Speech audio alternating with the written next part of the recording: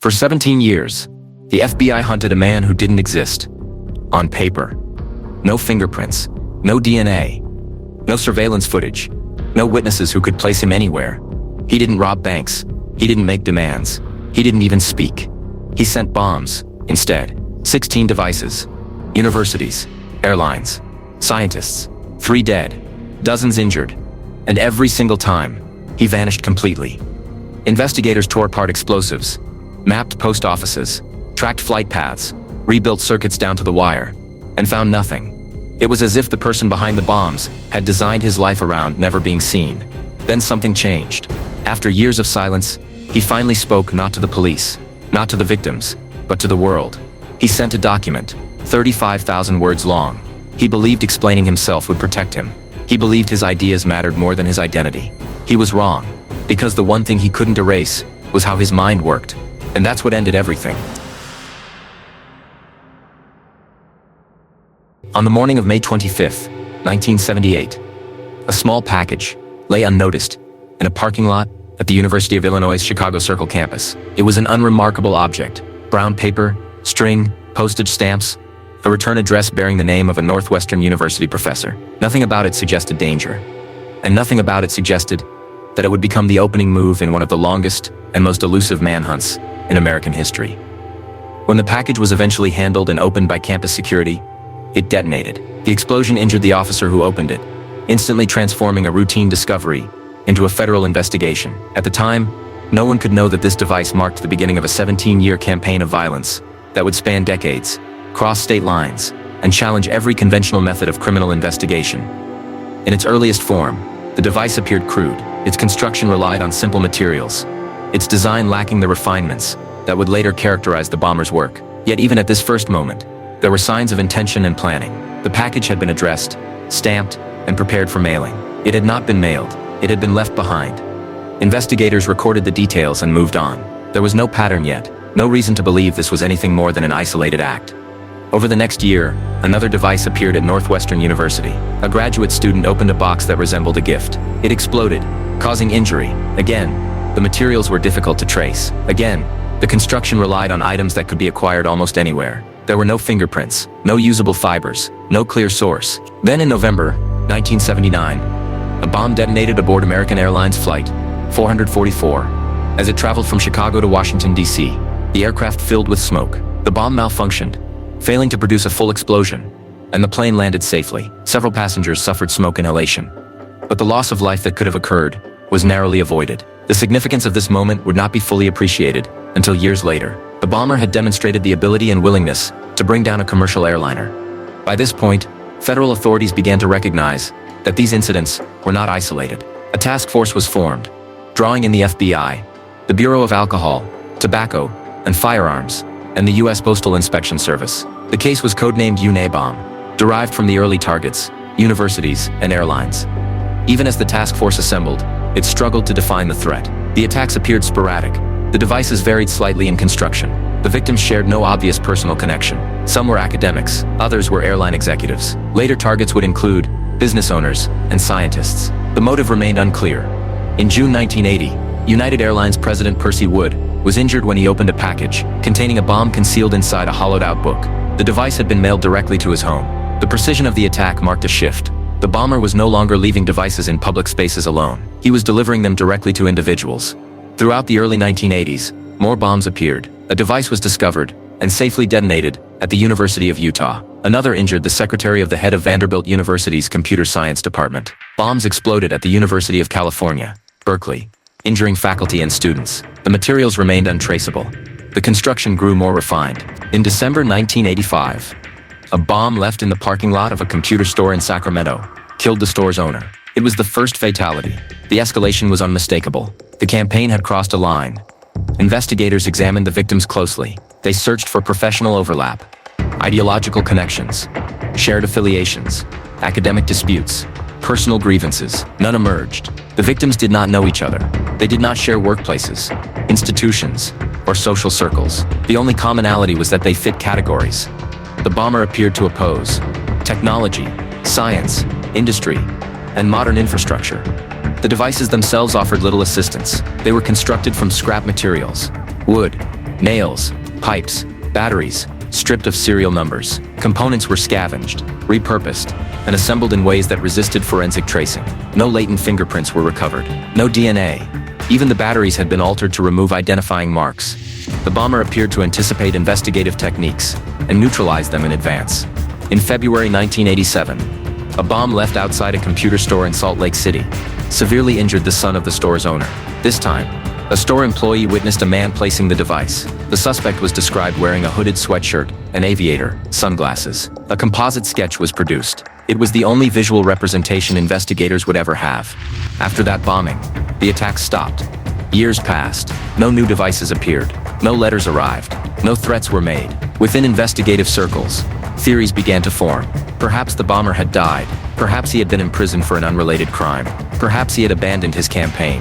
The Unabomber case drifted into a kind of institutional limbo. Never closed, but rarely active. Investigators rotated out. Files grew stale. Leads went cold. Then, in June 1993, a geneticist at the University of California opened a package in his kitchen. The bomb inside detonated, injuring him severely. 2 days later, a prominent computer scientist at Yale University lost several fingers to another mailed bomb. The Unabomber had returned. The gap had not marked an end. It had marked restraint. The renewed attacks forced a reckoning within the FBI. The case was no longer dormant. The devices were stronger, the targets more symbolic, the consequences deadlier. In December 1994, a powerful bomb killed an advertising executive in his New Jersey home. In April 1995, another device killed the president of the California Forestry Association in Sacramento. By this point, the bomber had killed 3 people and injured nearly 24. The campaign had stretched across 17 years. It had crossed geographic regions, professional fields, and investigative eras. In early 1994, leadership of the Unabomber task force changed. Special Agent Terry Turchi was assigned to take over the investigation. The task force was reorganized. Every bombing was reopened. Every assumption was challenged. Investigators reconstructed devices, re-examined placement, revisited postal routes, reviewed geographic clustering. A centralized database was built to consolidate evidence and tips that had previously been scattered across offices and years. The goal was no longer to chase new leads reactively, but to understand the bomber's evolution. One of the first realizations to emerge from this reinvestigation concerned the very first bomb. Records showed that the package had been fully prepared for mailing. Investigators revisited the site and consulted historical postal records. They reconstructed the dimensions of the device and the mailbox available at the location in 1978. The bomb would not have fit.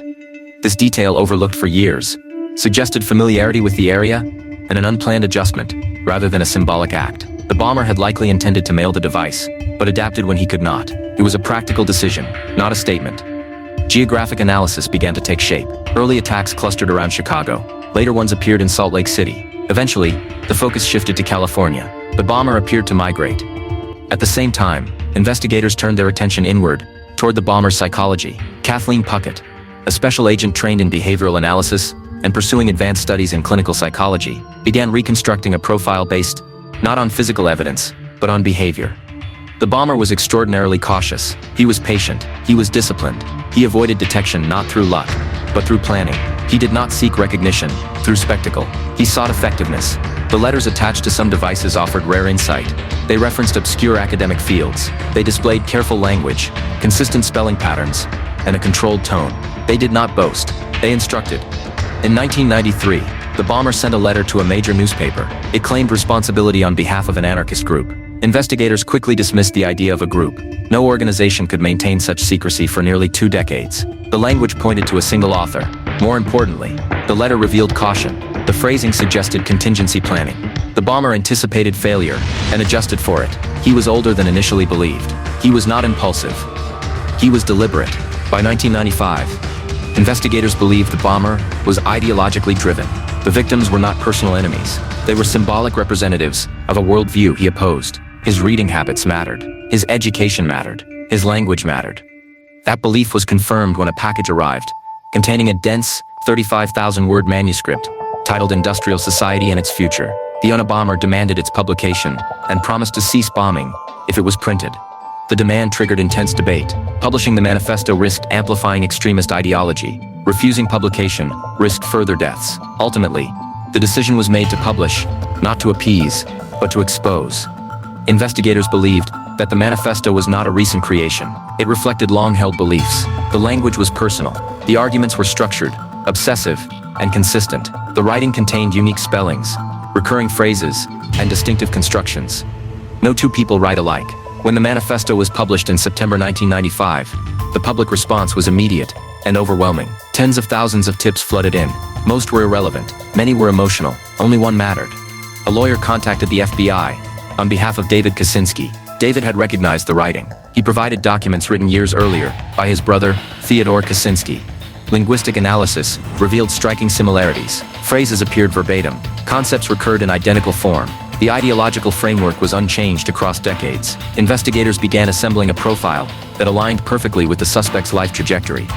Theodore Kaczynski had grown up in Chicago. He had attended Harvard at 16. He earned a doctorate in mathematics and taught briefly at the University of California, Berkeley. He lived in Salt Lake City during a critical period of bombings. In 1971, he withdrew from academic life and moved to a self-built cabin near Lincoln, Montana. On April 3, 1996, federal agents executed a search warrant at that cabin. Inside, they found bomb components, chemical compounds, labeled with formulas, and materials matching those used in Unabomber devices. Under the bed was a live bomb, fully assembled and ready to mail. There were also thousands of handwritten pages documenting experiments, planning, and admissions. The investigation that had spanned nearly 2 decades ended not with a forensic breakthrough, but with confirmation of what investigators had come to understand. The bomber had revealed himself through language. The war had been invisible. The trail had been written. The investigation that would later consume hundreds of federal agents did not begin with urgency or alarm. It began quietly, almost casually, as a minor campus incident in Chicago. On May 25, 1978, a small package was found in a parking lot at the University of Illinois' Chicago Circle campus. It had an address and postage. It appeared ready for mailing. A return address listed a professor at Northwestern University. There was no immediate reason to suspect a weapon. The package was handled according to routine procedure. When it exploded, the illusion of routine vanished instantly. The blast injured the campus security officer who opened it, sending him to the hospital. The device was crude, but functional. Investigators from local law enforcement and federal agencies examined the remains. The construction suggested an improvised explosive, assembled from common materials. There was no signature yet, no identifiable method, no clear motive. At this stage, the case did not stand out. Homemade explosives appeared occasionally across the country, often linked to personal disputes, political grievances, or academic conflicts. There was no reason yet to believe this incident was different. The investigation proceeded methodically, but without urgency. What investigators did not realize at the time was that the device had been meant for the mail. The postage had been applied correctly. The address was complete. The return address was legitimate.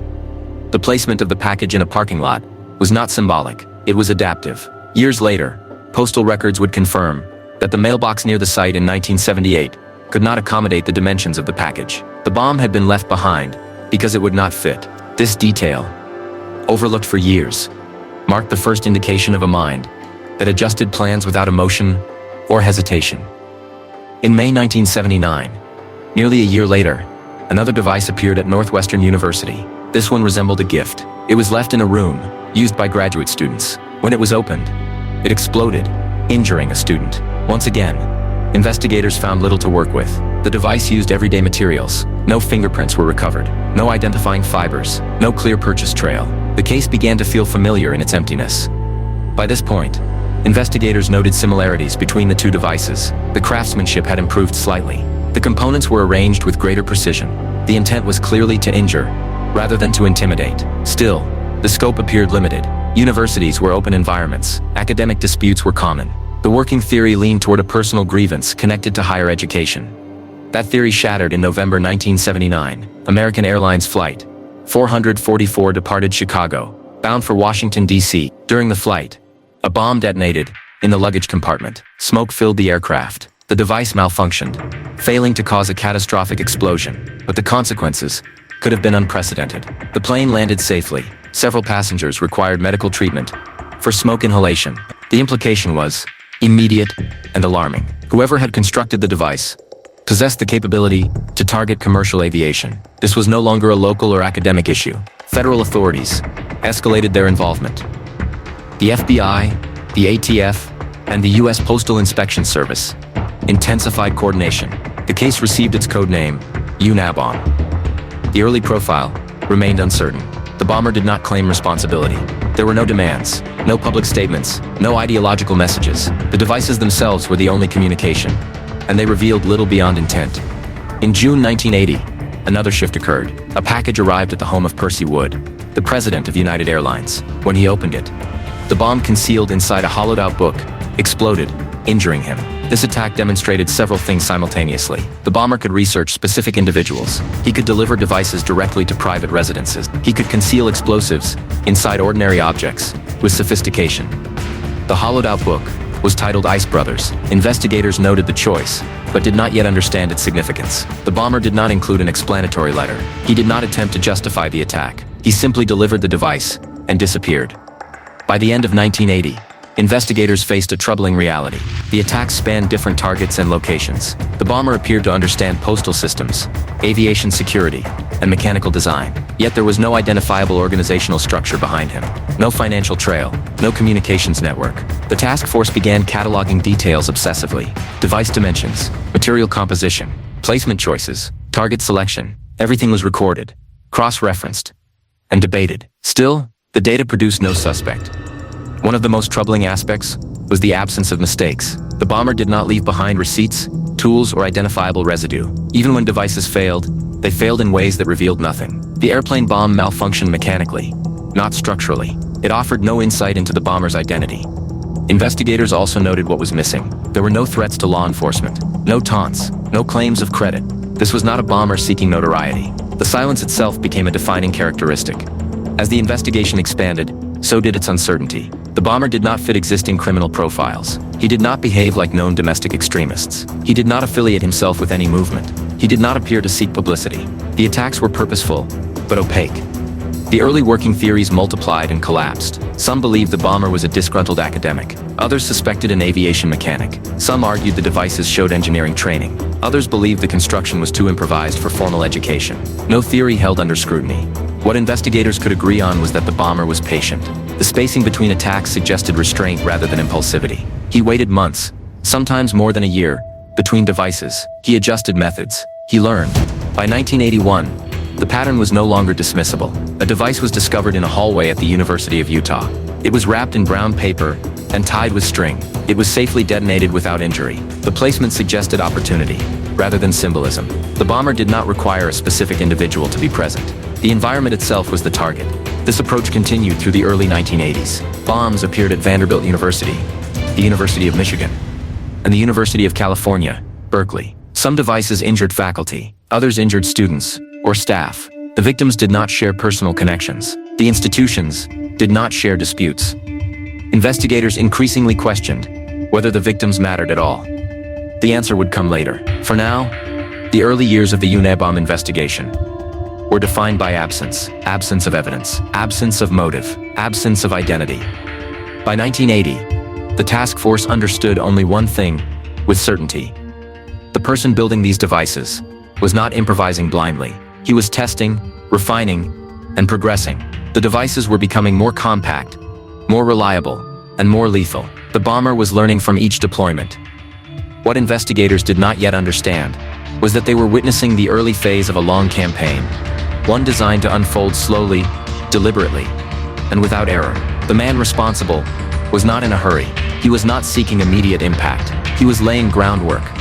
And in these early years, while the case remained small enough to fit into filing cabinets and briefings, the foundations of a 17-year terror campaign were already firmly in place. The investigation would not truly begin until years later, when the pattern finally revealed itself. By the early 1980s, the Unabomber investigation had entered a dangerous phase, the accumulation of incidents without clarity. The bombings continued, but the identity of the person responsible remained entirely absent. Each new device expanded the geographic footprint, broadened the range of victims, and deepened the uncertainty surrounding motive. The investigation was no longer defined by single events, but by repetition, without revelation. On October 8, 1981, a bomb was discovered in the hallway of a building at the University of Utah in Salt Lake City. The device was wrapped in brown paper and tied with string. Its appearance deliberately plain. It did not explode. Authorities safely detonated it, preventing injury. The discovery marked an important development. The bomber was no longer limiting his activity to the Midwest. The operational zone had shifted westward. Investigators examined the device carefully. It bore the same characteristics seen before. Common materials, improvised construction, no traceable components. The bomb had not been mailed. It had been placed where students and faculty passed daily. The intent was no longer limited to a single individual. The setting itself had become part of the attack. Less than a year later, on May 5, 1982, a package bomb arrived at Vanderbilt University. It was addressed to the head of the computer science department. When opened, the bomb exploded, injuring his secretary. Once again, the target was indirect. The victim was not the intended recipient. This reinforced a troubling pattern. Precision did not mean restraint. The bomber accepted collateral harm as an acceptable outcome. As the number of attacks increased, investigators searched for consistency in victim selection. The list included university professors, administrators, airline executives, and later business owners connected to technology. At first glance, the targets appeared loosely connected to education and science, but deeper analysis failed to reveal personal links. The victims did not collaborate professionally. They did not attend the same conferences. They did not belong to the same organizations.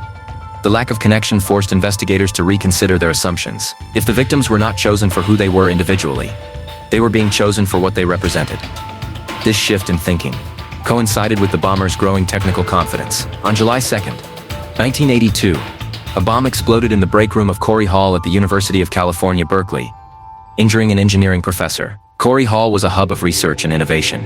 Its selection suggested awareness. The bomber was not operating blindly. He was choosing symbolic environments tied to technological advancement. The Berkeley bombing also confirmed another emerging pattern. The bomber was mobile. He was not operating from a fixed location. The geographic spread now included Illinois, Utah, Tennessee, Michigan, and California. The distances involved suggested planning and resources, yet there was no evidence of financial backing or logistical support. The devices themselves continued to evolve. They became more compact. The wiring was cleaner. The triggers were more reliable. Failures were rare. When they occurred, they revealed little. The bomber did not reuse easily identifiable components. Each device appeared unique in construction while remaining consistent in philosophy. By May 1985, the bomber returned to Corey Hall. Another device exploded, injuring an engineering student. The repetition of location suggested familiarity, possibly residence or extended presence. Investigators noted this, but could not narrow it further. Berkeley was large. Thousands passed through Corey Hall each day. Surveillance footage was non-existent. Witnesses saw nothing. On June 13, 1985, a suspicious package was sent to the Boeing Fabrication Division in Washington State. Authorities safely detonated it, but much of the forensic evidence was lost in the process. Even when law enforcement acted quickly, the bomber's design left little behind. That same year, on November 15, 1985, a package bomb arrived at the University of Michigan. It was disguised as a 3-ring binder. When opened by psychology professor James McConnell, the device exploded, injuring both him and his assistant. Inside the package was a letter asking the professor to review a student's master's thesis on the history of science. This letter would later become one of the most important artifacts in the case. At the time, it appeared merely strange. The field of history of science was obscure. Few universities offered advanced programs in it. Investigators noted the reference, but its significance would not become clear until years later. Less than a month later, on December 11, 1985, the bomber killed for the first time. A device was left in the parking lot of a computer store in Sacramento, California. When the store's owner encountered it, the bomb detonated, killing him instantly. The escalation from injury to fatality marked a turning point. The campaign was no longer experimental, it was lethal. The Sacramento bombing forced a reassessment inside the task force. Until that moment, the investigation had been difficult, but manageable. Now it carried the weight of death. Pressure mounted, resources increased, expectations shifted. Investigators returned again to the victims. The computer store owner had no known enemies. He was not involved in controversial research. He had no public profile. His selection made little sense under existing theories. The task force faced an uncomfortable conclusion. The bomber was not responding to personal grievances. He was acting according to an internal logic that investigators had not yet identified. The devices used during this period shared several defining traits. They were built almost entirely from scrap materials. Wood pieces appeared hand-cut. Metal fragments were scavenged. Pipes were cut and threaded manually. Batteries had serial numbers removed or obscured. Adhesives were applied carefully to avoid fingerprints. The bomber appeared to anticipate forensic recovery and neutralize it in advance. Despite years of work, investigators still had no usable physical evidence linking any suspect to the devices. No purchases could be traced, no manufacturing sources identified, no consistent tool marks matched known equipment. Equally troubling was the bomber's silence. There were no public claims of responsibility, no letters to law enforcement, no ideological statements. Unlike other serial offenders, the Unabomber did not seek recognition. His absence from the public narrative made him harder to frame and harder to anticipate. The task force began to consider whether the bomber even wanted to be understood. The attacks were spaced months apart, sometimes more than a year. This spacing suggested discipline. The bomber was not acting out of compulsion alone. He was controlling the tempo. By the end of 1985, the Unabomber case had grown unwieldy. It spanned 7 years, multiple states, and an expanding list of victims with no apparent connection. Investigators had mountains of data, but no suspect. Morale suffered. Agents rotated out. New personnel inherited old files, without new insight. Internally, doubts surfaced about whether the case would ever be solved. There was no technological breakthrough on the horizon. Forensic science had reached its limits. The bomber appeared to exist entirely outside conventional investigative reach. What investigators did not yet understand was that they were searching in the wrong place. They were looking for physical traces when the bomber was leaving intellectual ones. They were mapping devices when the pattern was ideological. At this stage, however, that realization remained distant. The case continued forward, defined by repetition, without recognition. The bomber remained invisible, known only through destruction. And then in 1987, he would make the single mistake that would give investigators their only glimpse of him, before disappearing completely. By early 1987, the Unabomber investigation had settled into an uneasy rhythm. The task force understood that it was dealing with a disciplined offender, whose methods evolved slowly and deliberately. Each new device reflected refinement, rather than experimentation. Yet despite years of effort, the identity of the bomber remained unknown. The case was active, but directionless. On February 20th, 1987, that changed. A bomb was placed in the parking lot of a computer store in Salt Lake City, Utah. Unlike previous devices, this one was not mailed. It was left beside a parked car, positioned carefully near a wheel. The placement echoed earlier attacks, but the setting introduced a critical variable: visibility. Inside the store, an employee noticed a man outside placing an object on the ground. The suspect was not hurried. He did not panic or flee when observed. He completed the placement and walked away calmly. Minutes later, the store owner's son arrived, saw the object, and picked it up. The bomb detonated on contact, causing severe injuries that nearly proved fatal. For the first time in nearly a decade of attacks, there was a witness. The employee provided a description of the man seen in the parking lot. He was wearing a gray hooded sweatshirt and aviator sunglasses. The clothing concealed defining features. The sunglasses obscured the eyes. The hood shadowed the face. The description was limited, but it was enough for investigators to commission a composite sketch. The resulting image would become the only visual representation of the Unabomber ever produced. The Salt Lake City bombing forced immediate reassessment. The bomber had been seen and continued anyway. He had accepted the risk of observation. Investigators debated whether this indicated growing confidence or a calculated gamble. The placement near a car wheel suggested familiarity with earlier methods. The use of a parking lot, rather than mail delivery, suggested adaptability. The device itself reinforced existing conclusions. It was constructed from scavenged materials. There were no serial numbers, no traceable components. The explosive mixture reflected prior designs. The bomber had not changed his philosophy. He had simply altered his delivery method. After the Salt Lake City bombing, investigators prepared for escalation. The task force expected retaliation, defiance, or increased frequency. None came. The attacks stopped. Weeks passed, then months. No packages arrived. No devices were discovered. No letters surfaced. The composite sketch was circulated, but produced no credible leads. Tips came in, but none aligned with the technical evidence or geographic patterns. As the months turned into years, the absence of activity reshaped the investigation more profoundly than any bombing had. The silence created uncertainty. The task force debated competing explanations. Some believed the bomber had died.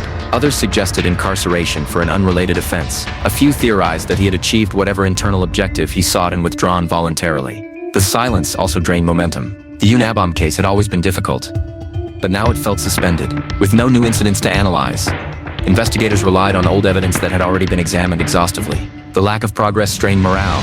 Agents rotated off the task force. Resources were reallocated. The case remained open, but it was no longer central. Internally, the investigation entered what many would later describe as its most dangerous phase. Not because of active violence, but because of institutional fatigue. During this period, the task force continued to refine what it believed it knew. The bomber had demonstrated geographic mobility, appearing first in the Midwest, then Utah, then California. The Salt Lake City attack reinforced the theory that he had spent time there. Investigators reviewed university records, employment rosters, rental histories, and vehicle registrations. The scope was overwhelming. Tens of thousands of individuals fit partial profiles, none fit fully. The bomber's restraint became a subject of intense analysis. Serial offenders often escalated in frequency. This one did not. He appeared capable of waiting indefinitely. That patience suggested control rather than compulsion. The task force began to suspect that the bomber lived a highly isolated life, one that allowed long periods without social exposure or external pressure. Investigators also revisited the devices themselves, comparing early bombs to later ones. The progression was clear. The earliest devices were experimental. Later ones were precise. The Salt Lake City bomb represented a mature design. The bomber had reached a level of competence where further improvement was unnecessary. The lack of activity raised an unsettling possibility. The bomber might be preparing something larger. Still, nothing came. By the early 1990s, the Unabomber case was widely regarded within federal law enforcement as one of the most frustrating, unsolved investigations in modern history. It had no clear suspect pool, no identifiable organization, no communication from the offender. The task force existed largely to maintain readiness, rather than pursue new leads. Then on June 22, 1993, the silence ended abruptly. A package arrived at the home of a geneticist at the University of California. It appeared ordinary. When it was opened in the kitchen, the bomb inside detonated, causing severe injuries. 2 days later, another package bomb exploded at Yale University, injuring a prominent computer scientist and severing several of his fingers. The 6-year gap had not weakened the bomber, it had sharpened him. The renewed attack sent shockwaves through the FBI. The bomber had not abandoned his campaign, he had suspended it. The decision to stop after 1987 now appeared strategic rather than circumstantial. He had been observed once and adjusted. He had eliminated in-person placement. Every subsequent device would be mailed. The implications were clear. The bomber learned from exposure. He adapted to risk. He did not repeat mistakes. The task force was reactivated at full scale. Old files were reopened. Investigators who had worked earlier phases were consulted. New agents were brought in. The case was no longer treated as dormant. It was treated as urgent.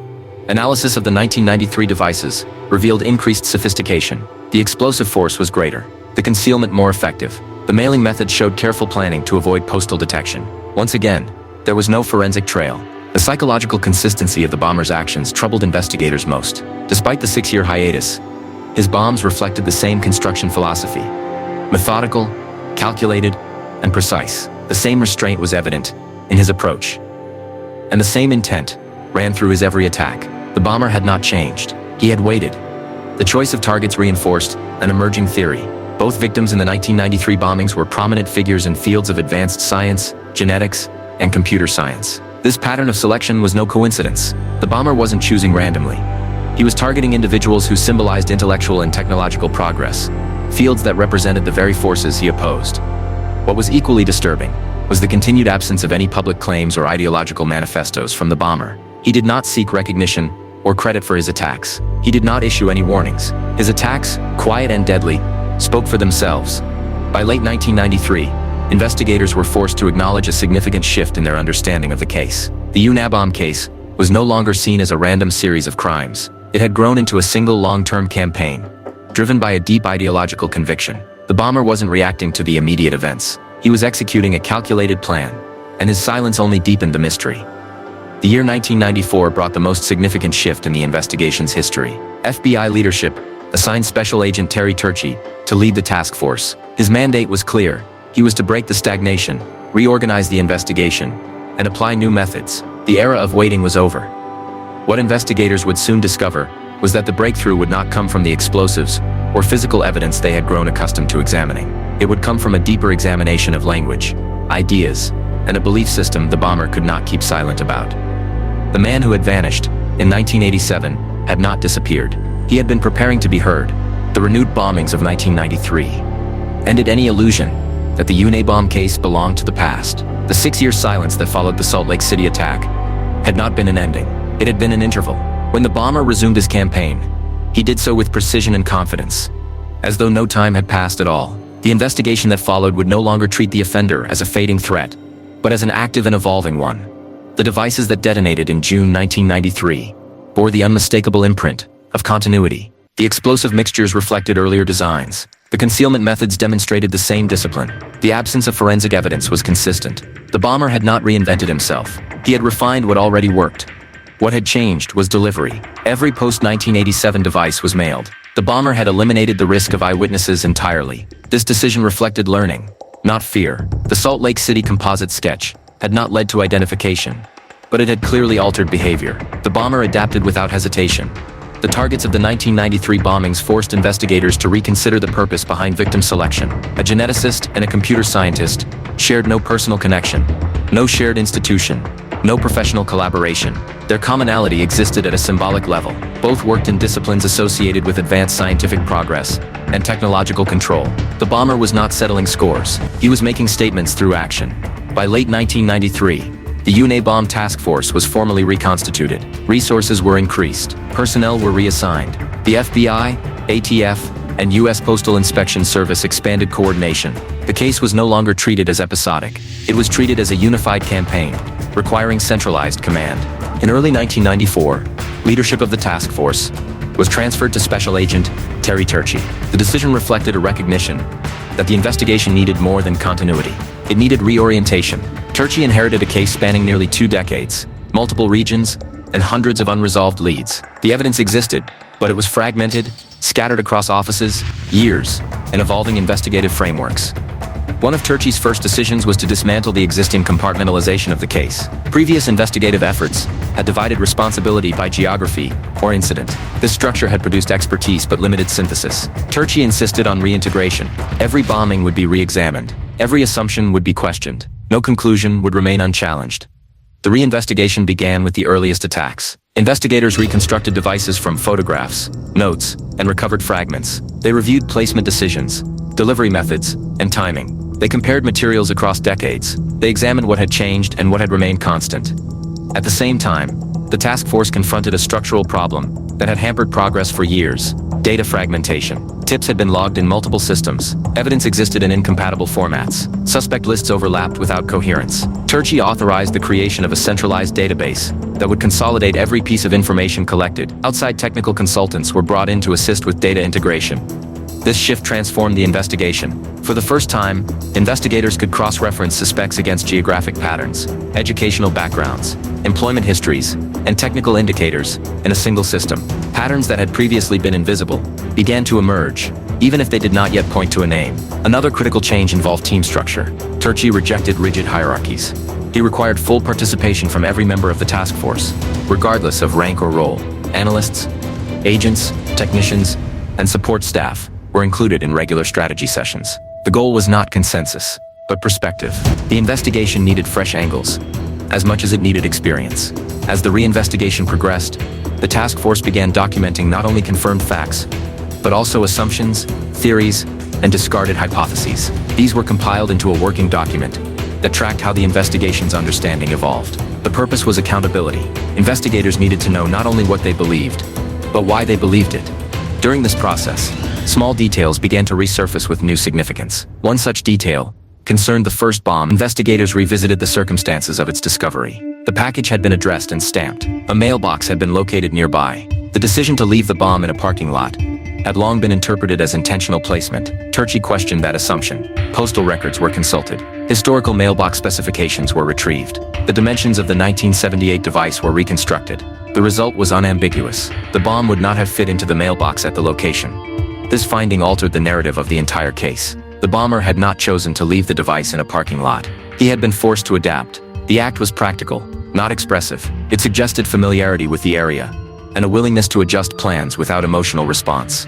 Geographic analysis gained renewed importance. Investigators plotted every bombing on a timeline and map. Early attacks clustered around Chicago. Subsequent ones appeared in Salt Lake City. Later attacks concentrated in Northern California. This progression suggested migration rather than randomness. The bomber appeared to move west. The task force examined university records, rental histories, employment data, and utility registrations across these regions. The scope was enormous. Thousands of individuals matched partial criteria. None yet matched all.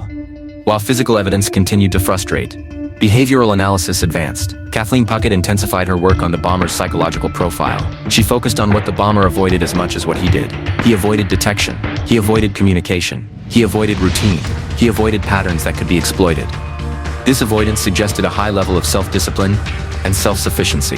The bomber likely lived in isolation. He likely had few close relationships. He likely structured his life to minimize contact and scrutiny. His ability to wait years between attacks suggested emotional regulation rather than impulsivity. The task force also revisited the few written communications associated with the bombings. Early cover letters were brief and functional. They referenced academic topics and obscure books. One letter accompanying a device referenced the field of history of science. Investigators now recognize that only a handful of universities offered advanced study in that discipline. This narrowed the educational profile slightly. The bomber was not merely anti-technology. He was academically literate. He engaged with ideas critically and deeply. In 1993, the bomber sent a letter to a major newspaper. The letter claimed responsibility on behalf of an anarchist group. Investigators dismissed the group claim quickly. The consistency of construction, ideology, and operational security across decades ruled out collaboration. The letter was written to mislead, not inform. More revealing was the tone. The letter reflected caution. The bomber acknowledged the possibility of failure. He planned contingencies. He framed actions as calculated, rather than emotional. This reinforced the conclusion that he was older than earlier profiles suggested. He was not reckless, he was controlled. As 1994 progressed, the task force faced its darkest period. In December 1994, a powerful package bomb killed an advertising executive in New Jersey. His wife and young child had just left the house when the device detonated. The randomness of survival underscored the bomber's indifference to collateral harm. The target was not personal. The destruction was ideological. The killing intensified pressure on the task force. Public fear escalated. Media attention increased. The case could no longer afford stagnation. Investigators recognized that focusing solely on victims had reached its limits. The victims did not know each other. They did not share institutions or ideologies. They were selected from reading, not relationships. The bomber was choosing targets based on research, not proximity. This realization marked the most important pivot of the investigation. The task force shifted its focus away from who the bomber attacked and toward how he thought. His writings, sparse as they were, became central. His word choices, spelling preferences, and conceptual framing were analyzed line by line. Linguistic consistency emerged across communications. Certain phrases recurred, certain spellings deviated from American norms. Language became evidence. By the end of 1994, the Unabomber investigation had transformed. It was no longer driven primarily by forensic reconstruction or victim analysis. It had become an effort to understand an unseen mind through behavior, movement, and belief. The task force understood that the bomber would communicate again. His restraint suggested not silence, but preparation. His actions indicated a desire not just to destroy, but to justify. What investigators could not yet know was that the next communication would change everything. It would force a moral and strategic decision, unlike any the FBI had faced before, and it would place the bomber's own words at the center of the hunt. The return was complete. The confrontation was approaching. By mid-1994, the Unabomber task force was no longer chasing individual incidents. It was reconstructing an entire history. The investigation had reached a point where forward movement depended not on discovering new evidence, but on understanding old evidence differently. Every bomb, every letter, every decision made by the offender was pulled back into view and re-examined as part of a single, continuous campaign. The task force approached the reinvestigation systematically. Each bombing was reviewed in chronological order, not as an isolated crime, but as a developmental step. Investigators examined how the devices evolved, how delivery methods changed, and how the bomber responded to risk. The goal was not simply to catalog differences, but to identify intention behind change. The earliest devices were primitive, but not careless. They showed planning. Even when execution failed, over time, the designs became more compact, more efficient, and more lethal. Failures decreased. Injuries increased. The transition from hand-delivered devices to mailed bombs reflected adaptation to exposure, not escalation for its own sake. The bomber did not seek chaos. He sought control. To support this level of analysis, the task force completed the consolidation of its centralized database. Thousands of tips, many decades old, were digitized and cross-referenced. Suspect lists that once existed in isolation were merged. Geographic data was layered with educational and occupational records. This process did not immediately identify a suspect, but it eliminated redundancy and revealed gaps that had previously gone unnoticed. One of those gaps involved assumptions that had quietly shaped the investigation for years. Early profiles had suggested the bomber might be a mechanic, a technician, or someone with hands-on, industrial experience. This was based largely on the physical construction of the devices. However, when investigators stepped back and examined the entire arc of the bombings, a different picture began to emerge. The bomber's skill lay not in advanced machinery, but in methodical problem-solving. He did not rely on specialized equipment. He relied on patience and repetition. This distinction mattered. It suggested that formal technical training was not necessary. Intellectual discipline was. The task force also reconsidered the bomber's apparent randomness. For years, investigators had struggled with the lack of direct connection between victims. This had led to countless dead-end theories centered on personal grievances. With the benefit of hindsight, it became clear that the randomness was deliberate. The bomber selected targets who symbolized systems he opposed, not individuals he knew. This realization reframed earlier frustrations. The absence of connection was not a flaw in the investigation. It was a feature of the offender's strategy. Geographic analysis continued to refine the emerging profile. The clustering of early attacks around Chicago, followed by activity in Salt Lake City and later California, was now viewed as a likely reflection of the bomber's own movement. Investigators examined migration patterns, consistent with education, employment, or deliberate withdrawal. They considered that the bomber may have lived near or within academic institutions, without remaining part of them. This hypothesis aligned with other observations. The bomber demonstrated familiarity with campus environments, but not engagement. He accessed buildings and public spaces easily, yet left no social footprint. He appeared to observe, rather than participate. The task force also revisited the significance of books and academic references used in the attacks. The hollowed-out copy of Ice Brothers, once considered an arbitrary choice, was re-evaluated alongside later references to the history of science. Investigators now understood that the bomber was well-read and selective. These were not random books. They reflected interests that blended technology, ideology, and critique. This raised an important possibility. The bomber may have been attempting to communicate long before he began writing letters explicitly. The devices themselves were messages, and the materials surrounding them were clues to how he viewed the world. Despite these insights, the investigation still lacked a catalyst. Understanding motive without identity could not stop the bombings. The task force needed something tangible, something that could bridge analysis and action. That bridge arrived in the form of written communication. In 1993, the bomber had sent a letter to a major newspaper claiming responsibility under the name of an anarchist group. The claim had been dismissed, but the letter itself had been preserved. Investigators now returned to it with renewed focus. Linguistic analysts examined spelling, syntax, punctuation, and structure. Patterns emerged. Certain spellings deviated from American norms. Certain constructions repeated. These patterns did not prove identity, but they suggested consistency. The bomber's writing reflected education and habit. It was not improvised. It was not written for effect. It was written as someone who expected to be understood on intellectual terms. This observation reinforced a growing consensus within the task force. The bomber would not remain silent indefinitely. His restraint had limits. His campaign was ideological, and ideology seeks articulation.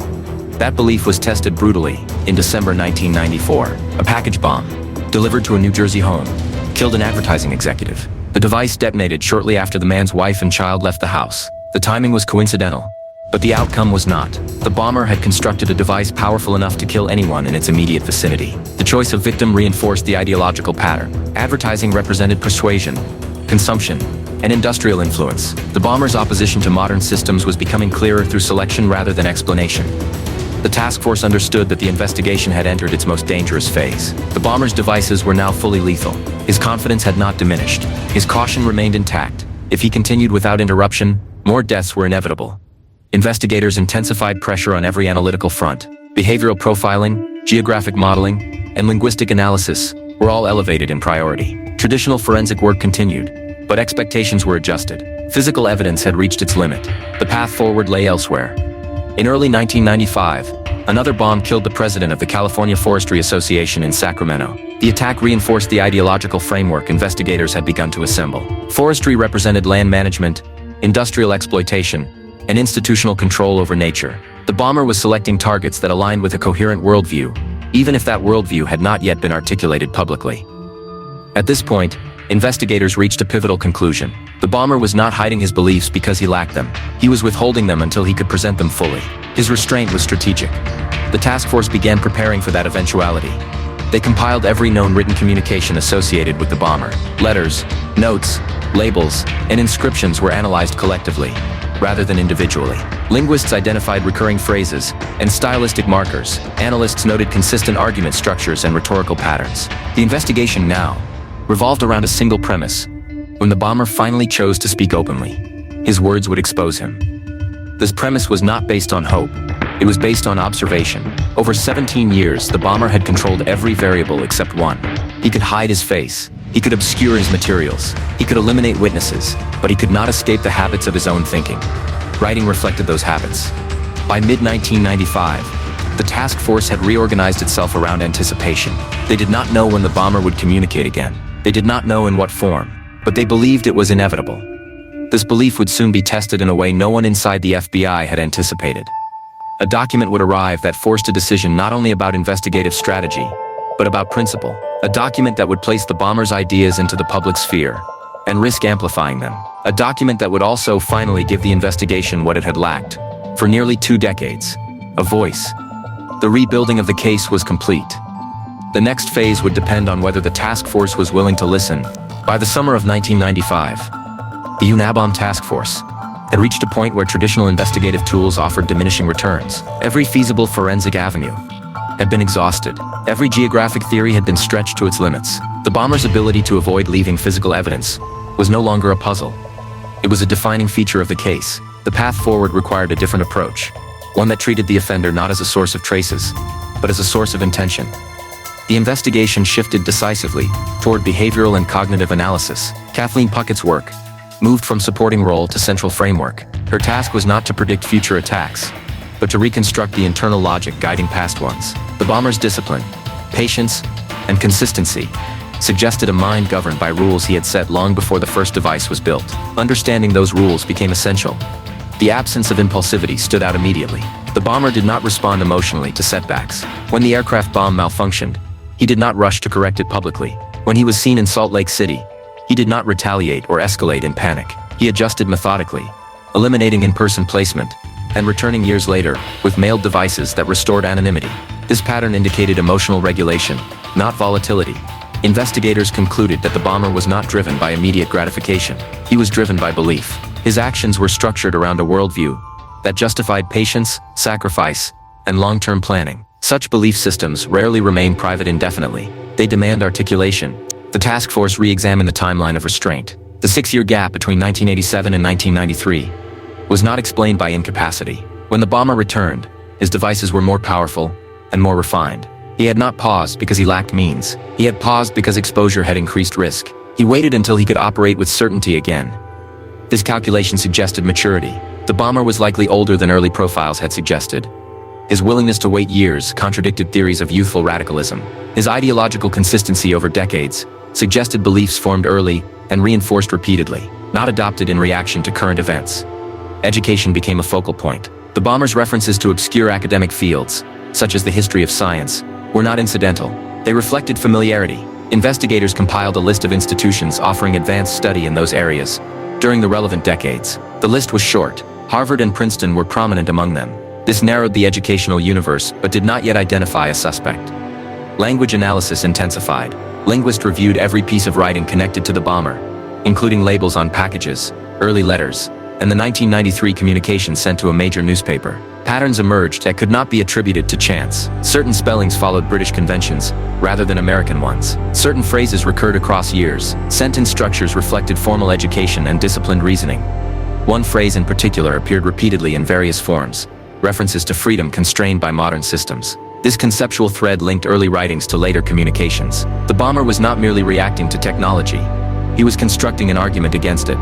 The task force began to see the bombings as enforcement, rather than expression. The devices were not explanations. They were pressure. The explanation would come later. This interpretation reframed the investigation's expectations. The bomber was not trying to be mysterious. He was waiting to be understood on his own terms. In July 1995, that expectation was fulfilled. The Unabomber task force received word that a package had arrived at several media organizations. Inside was a dense manuscript titled Industrial Society and Its Future. The document exceeded 30,000 words. It was structured, systematic, and uncompromising. The bomber demanded its publication and promised to cease bombing if it was printed. The arrival of the manifesto forced immediate and profound debate within the FBI and the Department of Justice. Publishing it risked amplifying extremist ideology and appearing to concede to terrorist demands. Refusing to publish it risked further deaths. The task force was caught between principle and consequence. For investigators, the manifesto represented something else entirely. It was an unprecedented opportunity. The document was not hastily written. Its arguments were coherent and internally consistent. Its language reflected long-standing beliefs. This was not a product of recent radicalization. It was the culmination of decades of thought. The bomber was not seeking attention. He was seeking validation. FBI leadership, including Director Louis Freeh and Attorney General Janet Reno, approved publication under carefully controlled circumstances. The decision was framed not as compliance, but as strategy. The goal was not to honor the demand, but to expose the author. The manifesto was subjected to exhaustive analysis before publication. Linguists examined vocabulary, syntax, punctuation, and spelling. Behavioral analysts examined structure, tone, and rhetorical strategy. Investigators searched for unique phrases that could not easily be imitated. One conclusion became immediately clear: no two people write alike. The manifesto bore the unmistakable imprint of a single mind. Its phrasing was idiosyncratic.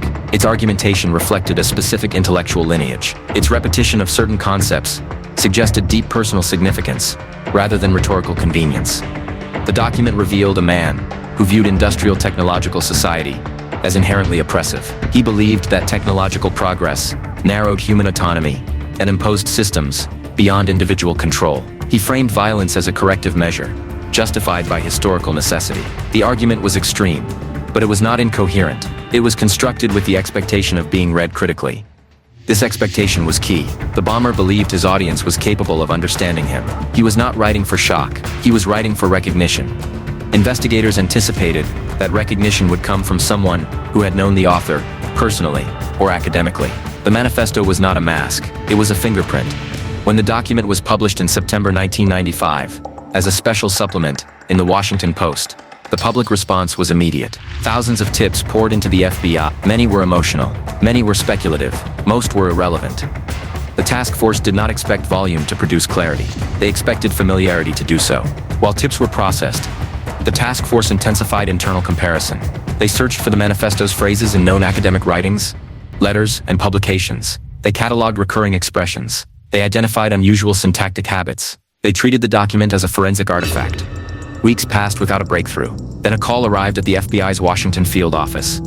A lawyer contacted investigators on behalf of David Kaczynski. David believed the manifesto resembled writings produced years earlier by his brother, Theodore Kaczynski. He provided a 23-page essay Ted had written in 1971. The essay was immediately forwarded to the Unabomber task force.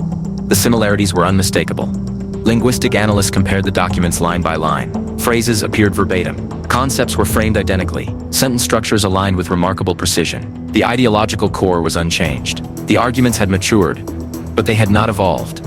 One phrase stood out with particular clarity: references to the progressive narrowing of human freedom. The same language appeared in both documents, separated by decades. This was not coincidence. It was continuity. Investigators assembled Theodore Kaczynski's background.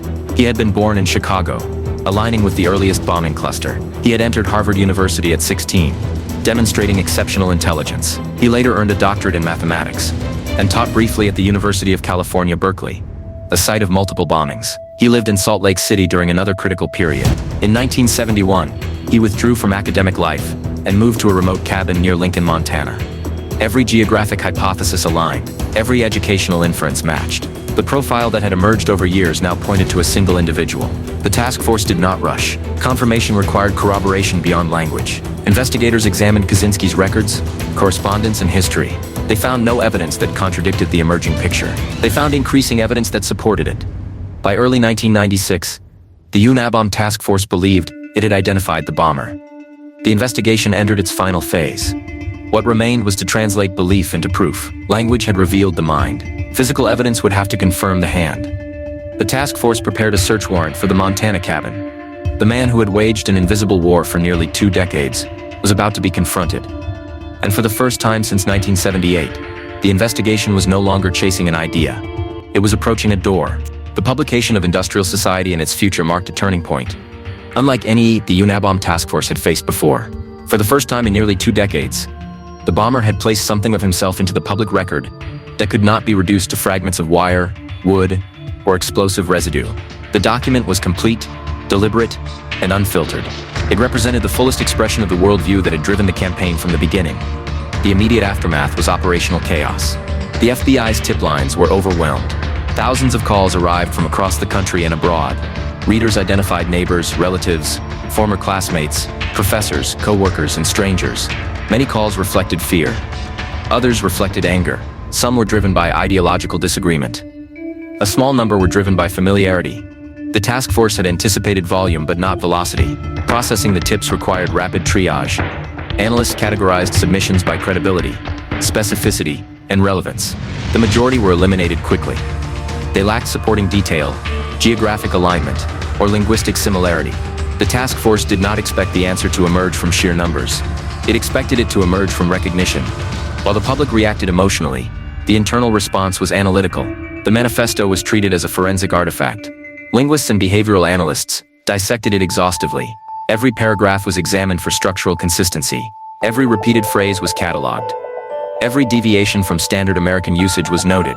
The document's length and density worked against imitation. Its complexity reduced the likelihood of coincidence. The bomber had written with confidence that someone would recognize the voice behind the words. This belief was embedded in the structure of the document itself. The arguments unfolded methodically. The language assumed familiarity with certain academic debates. The tone rejected compromise. This was not persuasion. It was declaration. Investigators believed the author had lived with these ideas for decades. The manifesto did not read like a recent ideological conversion. It read like a culmination. That assumption shaped how tips were evaluated. Reports involving individuals with recent radicalization were deprioritized. Reports involving long-term ideological fixation were elevated. One of the most revealing aspects of the document was its internal consistency. The arguments presented in early sections aligned precisely with later conclusions. There were no contradictions. This suggested that the author had refined his position over time, rather than assembling it quickly. The writing style reflected careful revision, rather than spontaneous expression. The task force also paid close attention to what the manifesto omitted. There were no references to specific victims, no acknowledgments of personal loss, no emotional justification rooted in biography. The absence reinforced the conclusion that the bomber viewed himself not as an avenger, but as an agent of correction. The bombings were not personal acts, they were instruments. As weeks passed, the initial surge of tips slowed. Analysts worked through remaining submissions methodically. Most failed under scrutiny. Some matched ideology, but not geography. Others matched geography but not education. A few matched education but not behavioral indicators. The task force maintained discipline. The solution would not be partial. It would align across every dimension.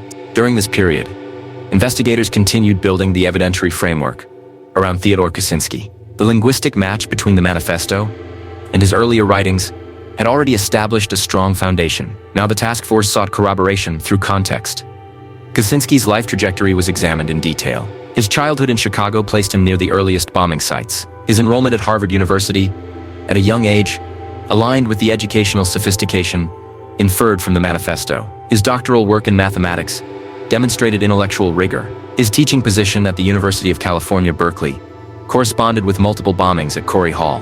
His later residence in Salt Lake City aligned with attacks in that region. His withdrawal to a remote cabin in Montana explained the operational isolation necessary to sustain the campaign undetected. Each alignment strengthened the case, none contradicted it. Investigators also examined the timing of Kaczynski's withdrawal from academia in 1971. The decision to abandon a promising career and live in near-total isolation preceded the first bombing by 7 years. This gap was not seen as a weakness in the theory. It was seen as preparation. The bomber had not acted impulsively. He had spent years constructing a life that allowed him to operate outside social scrutiny. The task force also reviewed Kaczynski's known reading habits and correspondence. His interest in critiques of industrial society was well documented. His writings reflected the same ideological core found in the manifesto. The consistency spanned decades. Still, belief was not enough. The task force needed physical confirmation. As the internal case against Kaczynski solidified, investigators exercised caution. The bomber had evaded detection for nearly 20 years. A misstep could allow him to destroy evidence, flee, or escalate violence. The task force proceeded deliberately. Surveillance was established around the Montana cabin near Lincoln. The location was remote, accessible by rough terrain, and isolated from neighbors. The environment matched what investigators expected from someone seeking long-term anonymity. Observations confirmed that Kaczynski lived alone and maintained minimal contact with the outside world. The task force prepared a search warrant supported by linguistic analysis, geographic alignment, behavioral profiling, and circumstantial evidence. The warrant was narrow by design. Investigators sought physical materials consistent with bomb construction, and written materials linking Kaczynski to the Unabomber devices. The decision to move forward was not taken lightly. Investigators understood the stakes. If the cabin contained no incriminating evidence, the case could collapse. The bomber had demonstrated extraordinary caution. It was possible that he had destroyed or concealed everything. On April 3, 1996, federal agents approached the cabin. The structure was small, measuring roughly 10 by 12 feet. It was constructed from basic materials. There was no electricity, no running water. The setting reinforced the task force's conclusions. This was not a retreat. It was a staging ground. Agents entered the cabin under the authority of the search warrant. What they found exceeded expectations. Shelves lining the interior walls held containers labeled with chemical formulas. Substances known to be components of explosive mixtures were present. Potassium chlorate, aluminum powder, and other compounds appeared in quantities consistent with manufacturing. The labeling suggested careful organization rather than improvisation. Additional containers held bomb components, metal pipes, plastic tubing, electrical wiring, batteries, detonators. The materials matched those recovered from Unabomber devices. Over the years, the connection was immediate and unmistakable. During the initial search, agents discovered a live bomb concealed under the bed. It was fully assembled and ready for mailing. The device lacked only an address. This discovery confirmed what investigators had long believed. The bomber had not intended to stop. The presence of a live device also validated the decision to publish the manifesto. The promise to cease bombing had been conditional and temporary. The campaign would have continued. Beyond the materials, investigators uncovered thousands of pages of handwritten notes. These documents were not casual journals. They were detailed records, experiments, planning, reflections. The writings chronicled the construction of devices, the selection of targets, and the execution of attacks. Among the documents was a small manila envelope. Inside were handwritten confessions to each of the 16 bombings attributed to the Unabomber. The entries included dates, locations, and descriptions of each attack. One entry referenced the failure of the first bomb to fit into the mailbox in Chicago, confirming the task force's later reconstruction. The confessions eliminated any remaining doubt. The investigation that had begun with a forgotten package in a parking lot ended in a single room filled with evidence. The bomber's secrecy had been absolute, but his need to document his work had preserved the proof of his crimes. The aftermath of the search unfolded rapidly. Theodore Kaczynski was taken into custody. The Unabomber task force secured the cabin and cataloged its contents. The case that had defined careers in haunted institutions for nearly 2 decades was effectively over. In January 1998, Kaczynski pleaded guilty to all charges. He received a sentence of life imprisonment without the possibility of parole. The legal proceedings concluded without trial, sparing victims and families the burden of reliving the attacks in court. The resolution of the Unabomber case reshaped investigative thinking within the FBI. It demonstrated the limits of forensic science when confronted with disciplined anonymity. It underscored the power of linguistic analysis as an investigative tool. It affirmed the importance of collaboration between behavioral science, traditional law enforcement, and the public. Most importantly, it revealed a fundamental truth about the campaign itself. The Unabomber had succeeded for nearly 2 decades because he controlled every physical variable. He chose materials that could not be traced. He selected targets who could not identify him. He operated in isolation. He adapted to risk. What he could not control was his own need to explain. The manifesto had not been a concession. It had been a confession in progress. The aftermath of its publication did not simply expose the bomber. It ended the invisible war. By the time the manifesto reached the public, the Unabomber investigation had already shifted from searching outward to listening inward. The task force no longer believed the solution would emerge from new evidence in the field. It would emerge from recognition. Someone seeing something familiar in the bomber's words and understanding what investigators could not. This belief guided every decision that followed publication. The public response unfolded exactly as expected in scale, if not in clarity. Tens of thousands of individuals contacted law enforcement. The volume itself was not useful. The task force had prepared for it. What mattered was specificity. What mattered was history. What mattered was continuity across time. Analysts quickly learned to distinguish emotional reactions from informed concern. Many callers disagreed with the manifesto's ideas and assumed disagreement implied guilt. Others projected fears onto acquaintances who fit superficial stereotypes. These tips were processed, documented, and dismissed. They did not align with the case's accumulated profile. Only a small fraction of submissions contained something different: hesitation, context, and familiarity. These callers did not claim certainty. They expressed unease. They recognized patterns, rather than opinions. Among these was the contact made by a lawyer representing David Kaczynski. David Kaczynski did not approach the FBI directly. He acted through counsel. This choice reflected the gravity of the suspicion. The concern was not casual. It was grounded in long-term observation and reluctant recognition. The lawyer informed investigators that David believed the manifesto resembled writings produced years earlier by his brother Theodore Kaczynski. The task force treated the submission with immediate seriousness. The lawyer provided a 23-page essay, written by Theodore Kaczynski, in 1971. The document predated the first bombing by 7 years. It had not been written for publication or notoriety. It was an internal expression, preserved privately. This distinction mattered. If similarities existed, they would not be performative. They would be habitual. Linguistic analysts compared the essay to the manifesto line by line. The process was exhaustive. Vocabulary choices were examined. Sentence structures were mapped. Argument patterns were traced. The results were striking. Certain phrases appeared verbatim. Others appeared with minor variation, but identical conceptual framing. The progression of arguments mirrored one another. Even the rhythm of the writing aligned. The essay and the manifesto were not merely similar. They reflected the same mind operating at different stages of life. Recognition was no longer theoretical. It was specific. Despite the strength of the alignment, investigators proceeded cautiously. Linguistic evidence, while powerful, could not stand alone. The task force needed corroboration that would withstand judicial scrutiny. Surveillance was authorized around the Montana cabin. Observations confirmed that Kaczynski lived alone, received minimal visitors, and conducted no visible employment. His routine supported the profile of a person capable of long-term concealment. The cabin near Lincoln, Montana, stood in deliberate isolation. It was not hidden in the sense of being disguised, but in the sense of being distant enough to escape attention. Built by hand in the early 1970s, the structure measured roughly 10 by 12 feet. It had no electricity, no running water, no connection to public utilities. The surrounding forest provided privacy, not concealment. The location allowed a person to live without observation, routine, or interruption. For investigators, the cabin represented more than a residence. It was the final test of every conclusion drawn over nearly 2 decades. If the theory was correct, the space would contain evidence. If it was wrong, the investigation would collapse under the weight of its own certainty. The search was conducted with caution. Agents were aware that the occupant had extensive experience with explosives. Every object was treated as a potential hazard. The confined interior amplified risk. Movement was deliberate. Each shelf, container, and surface was documented before being disturbed.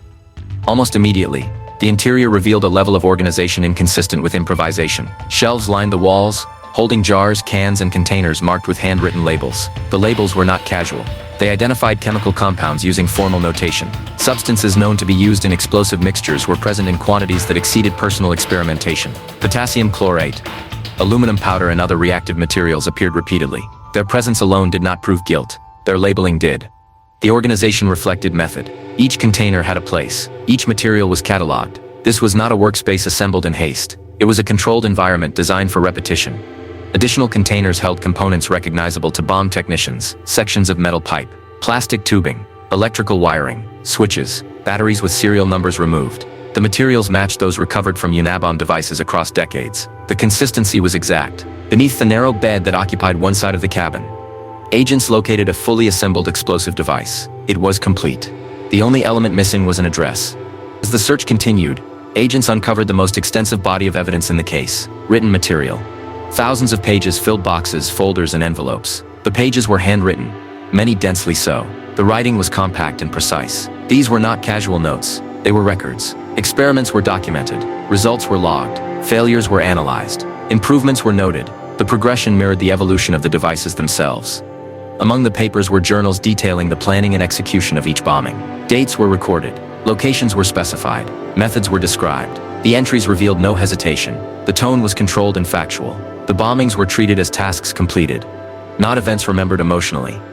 One envelope contained handwritten confessions to all 16 bombings attributed to the Unabomber. Each entry corresponded to a known attack. The descriptions aligned with investigative records. The cabin itself reinforced the ideological framework. The absence of modern conveniences was not circumstantial. It was deliberate. The structure reflected a rejection of industrial dependency. The choice to live without electricity or plumbing aligned with the worldview articulated in the manifesto. Investigators cataloged every item meticulously. Each component was photographed, labeled, and secured. Bomb technicians assessed the safety of remaining materials. Written documents were preserved and transported for analysis. The cabin was sealed as a crime scene. The arrest that followed was procedural, not dramatic. There was no confrontation, no resistance. The investigation had reached its end not through pursuit, but through accumulation. As news of the arrest spread, Public reaction focused on the contrast between the scale of the terror and the smallness of the space from which it had been launched. The man who had evaded identification for years had not done so through chaos or chance. He had done so through discipline. He had limited contact. He had controlled information. He had waited. What he had not anticipated was recognition. The cabin was not merely the end of the investigation, it was its explanation. The isolation, the organization, the documentation, and the ideology all converged within its walls. For the Unabomber task force, the case was effectively over. What remained was legal resolution and historical reckoning. The next phase would not involve bomb technicians or linguistic analysts. It would involve courts, sentencing, and the final accounting of a campaign that had shaped domestic counterterrorism for a generation. The discovery of the cabin's contents transformed the Unabomber investigation from a pursuit into a reckoning. For nearly 2 decades, the case had advanced through inference, probability, and patience. Now it advanced through certainty. The materials recovered from the Montana cabin did not merely support the task force's conclusions. They documented the entire campaign in the bomber's own hand. The written confessions were not dramatic. They were precise. Each bombing was recorded with dates, locations, and methods. The descriptions matched investigative records with unsettling accuracy. The progression of the devices could be traced not only through recovered fragments, but through written analysis of trial, error, and refinement. The bomber treated his actions as experiments completed and logged. There was no ambiguity in the entries. The intent was explicit. The earliest confession described the preparation of the first device in 1978 and the trip to Chicago. The account included the failure to mail the package due to its size and the decision to leave it in the parking lot instead. This detail had long puzzled investigators. It now stood as confirmation that the task force's reconstruction had been correct. What had once appeared symbolic was revealed as purely practical. Subsequent entries documented the evolution of the bomb designs. Early limitations were noted and addressed. Structural weaknesses were corrected.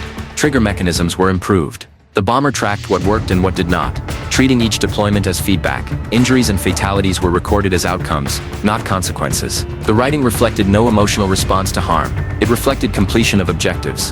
The confessions also clarified the selection of targets. The bomber did not describe personal grievances. He described categories: universities, scientists, airline officials, computer store owners, and forestry administrators were grouped according to what they represented, rather than who they were. The bombings were not acts of revenge. They were acts of enforcement aligned with ideology. As investigators reviewed the confessions, they noted the absence of justification or regret. The entries were not written to persuade. They were written to record. This distinction reinforced conclusions drawn from the manifesto. The bomber believed his actions were necessary. He did not require approval. He required documentation.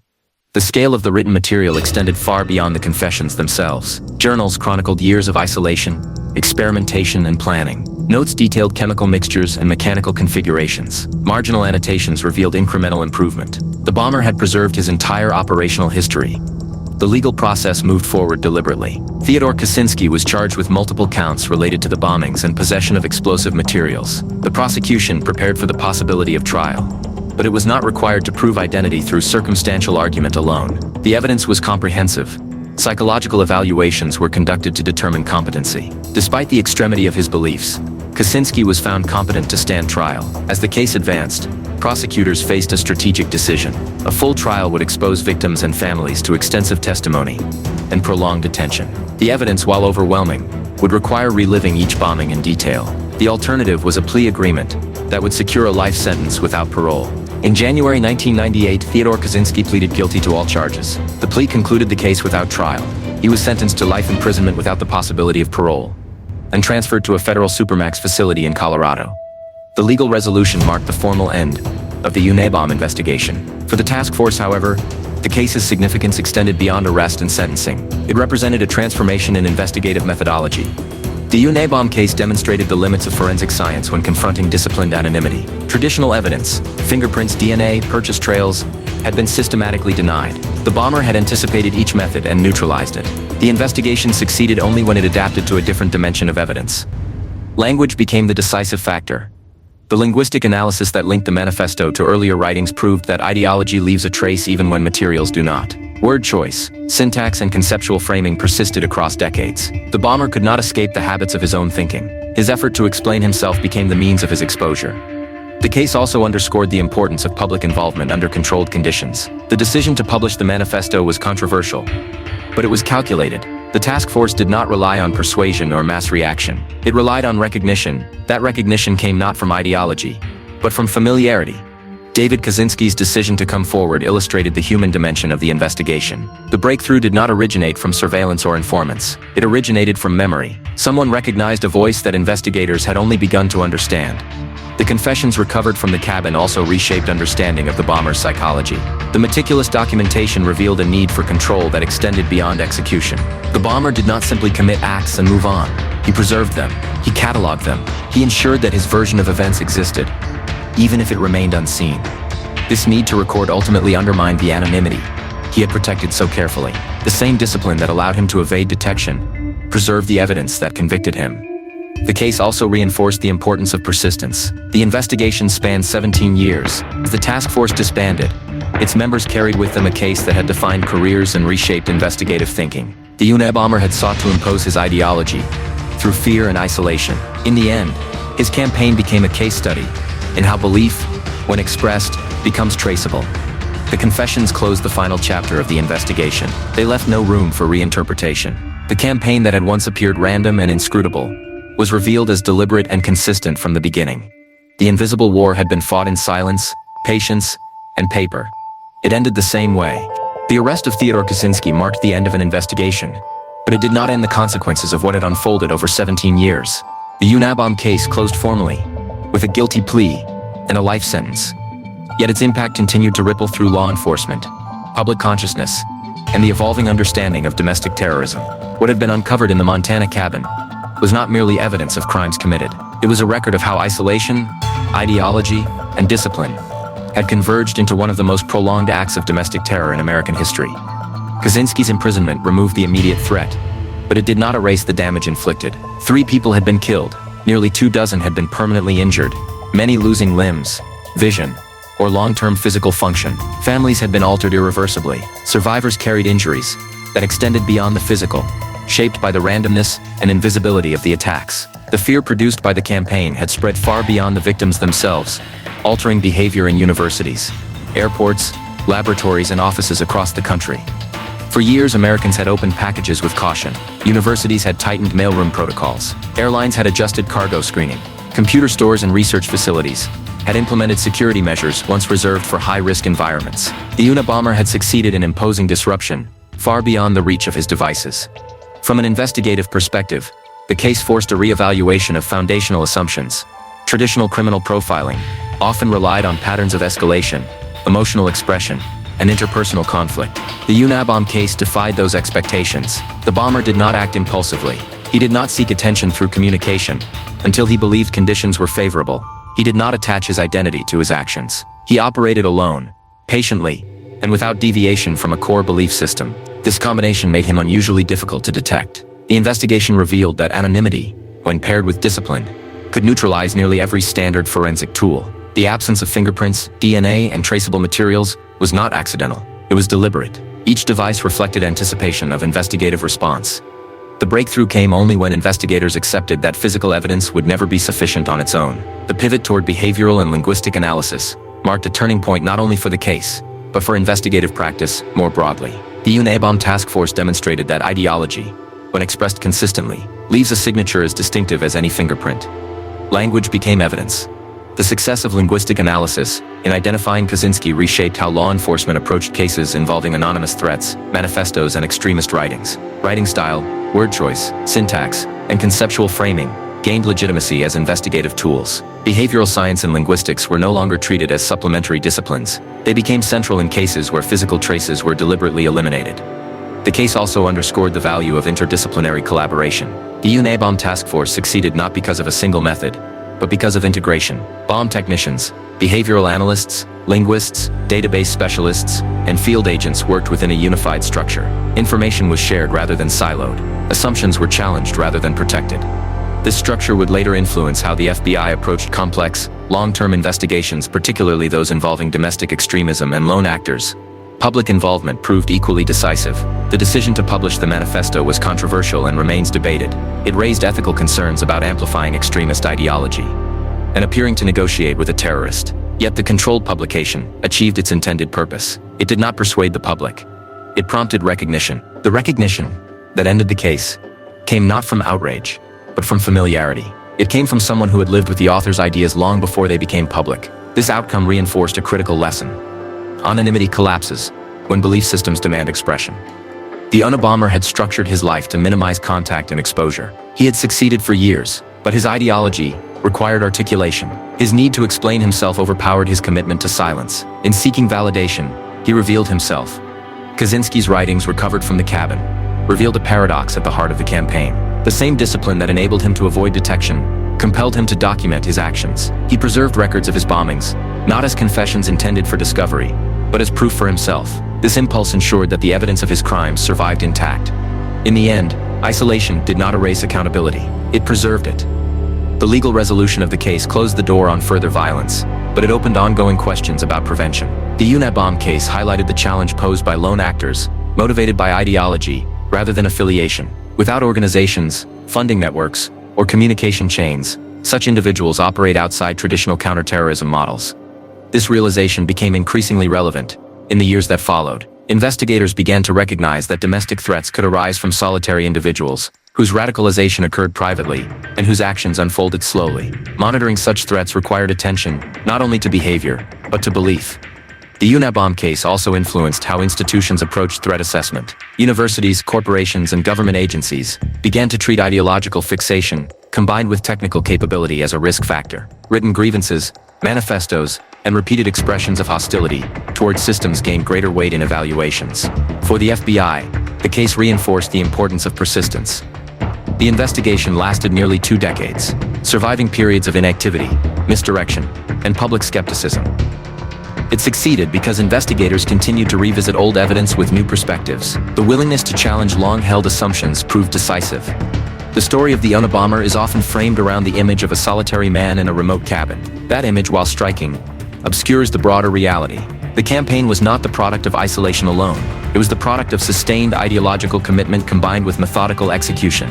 Kaczynski did not act in moments of rage. He acted according to a framework he believed justified patience, secrecy, and harm. This distinction matters, because it challenges simplistic narratives of extremism as impulsive or chaotic. The Unabomber case demonstrated that rationality and violence are not mutually exclusive. The investigation's conclusion offered no redemption narrative. There was no transformation or remorse. There was resolution. Kaczynski's life sentence removed him from society permanently. His ideas, however, entered the historical record. The manifesto remains studied not for its arguments, but for its role in the investigation. It stands as evidence of how belief can become traceable when expressed consistently over time. The legacy of the Unabomber case endures in investigative training, threat assessment, and public awareness. It serves as a reminder that the most dangerous adversaries are not always the most visible. Some operate quietly, deliberately, and without interruption for years. The case also reinforces a final enduring truth. Silence is not invisibility. The Unabomber succeeded for nearly 2 decades because he erased himself from the physical world. He left no fingerprints, no DNA, no witnesses. But he could not erase his ideas. When he finally articulated them fully, they carried the marks of a lifetime. Those marks led investigators to his door. The invisible war ended not with a chase, not with a confrontation, and not with a technological breakthrough. It ended with recognition. And in that recognition, the limits of anonymity were finally revealed. Like, share, and subscribe to stay with the mystery crime for new cases.